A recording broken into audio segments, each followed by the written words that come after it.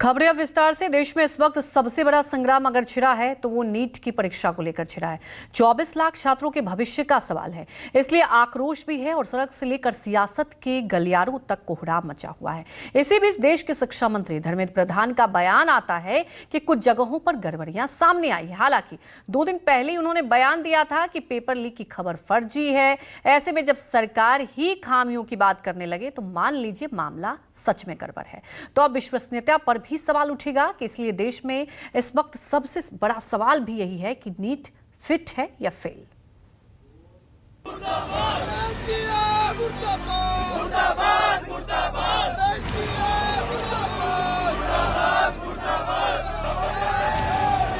NDA जो 15 बच्चों का एग्जाम करा रहा है वो नहीं हो के सबका एग्जाम होना चाहिए। हमारी मांग ये है कि इसकी जांच हो और रीनीट करवाया जाए। जांच करके एनटीए एक ऐसी ओपन विंडो स्टार्ट करे जिसमें उन बच्चों को भी रजिस्टर करने का मौका मिले जिनका एग्जाम हॉल में टाइम वेस्ट हुआ और किसी कारण से उनके वो मार्क्स नहीं आ पाए।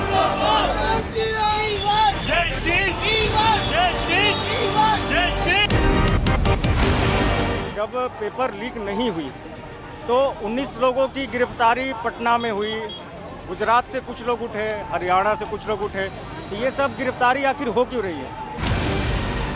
छात्रों को चाहिए इंसाफ, नीट को करो साफ।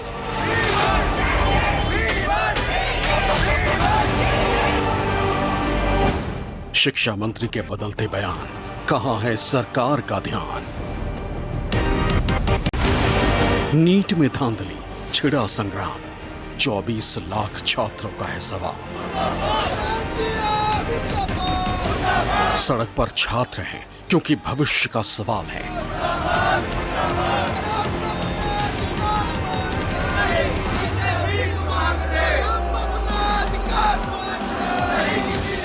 गुस्से का उबाल है क्योंकि शहर शहर नीट की परीक्षा को लेकर गुस्सा है, आक्रोश है, सिस्टम के खिलाफ छात्र हैं।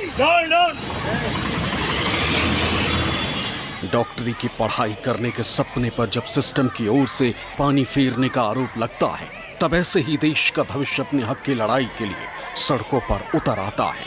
शिक्षा मंत्री बोल रहे हैं कि पेपर लीक नहीं हुआ है, तो ये एनटीए को क्लीन चिट देना कहीं से भी जायज नहीं है। इसलिए राज्यव्यापी नहीं, देशव्यापी आंदोलन की शुरुआत पटना के ऐतिहासिक स्थल से हुई है। हम दिनकर गोलंबर से माननीय प्रधानमंत्री जी से आग्रह करते हैं कि नीट पेपर जो है सीबीआई इंक्वायरी कराइए और दूध का दूध पानी का पानी हो जाएगा। नीट 2024 जो हुआ है ये बहुत बड़ा स्कैम है। आज सुप्रीम कोर्ट में मामला जाता है तो 1563 बच्चों को ग्रेस अंक देकर जो पास करने की बात कही गई उसका पुनर्परीक्षा करने के लिए सुप्रीम कोर्ट ने आदेश दिया। लेकिन 24 लाख बच्चों का क्या होगा जिस 24 लाख बच्चों को पेपर लीक के कारण आज उनकी कैरियर जो है आज कोमा में जा चुकी है।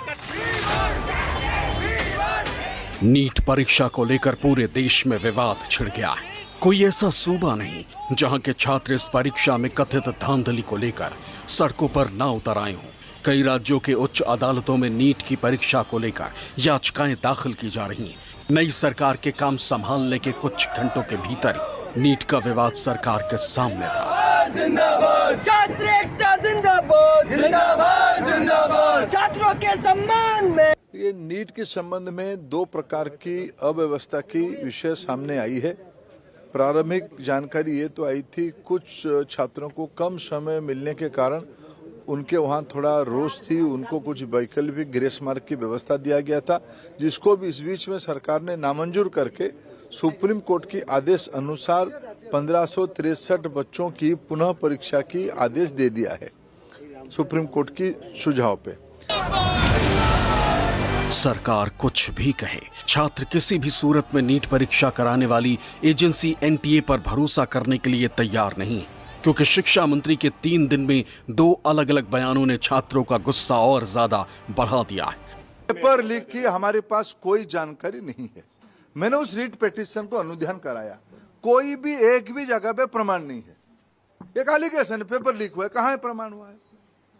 कोई 1-2 चीजों की न्यूज आइटम पे अगर प्रमाण आधारित होता है तब कोर्ट उसको विचार करेगी, सरकार अपना पक्ष रखेगी, वो कोर्ट में 8 जुलाई को चर्चा भी होगी, वो कोर्ट के सामने है। 2 जगह पे कुछ गड़बड़ियों की भी ध्यान आई है। मैं छात्रों को और अभिभावकों को आश्वस्त करता हूं, उसको भी सरकार बड़े गंभीरता के साथ लिया है, वो जानकारी हमको मिली है।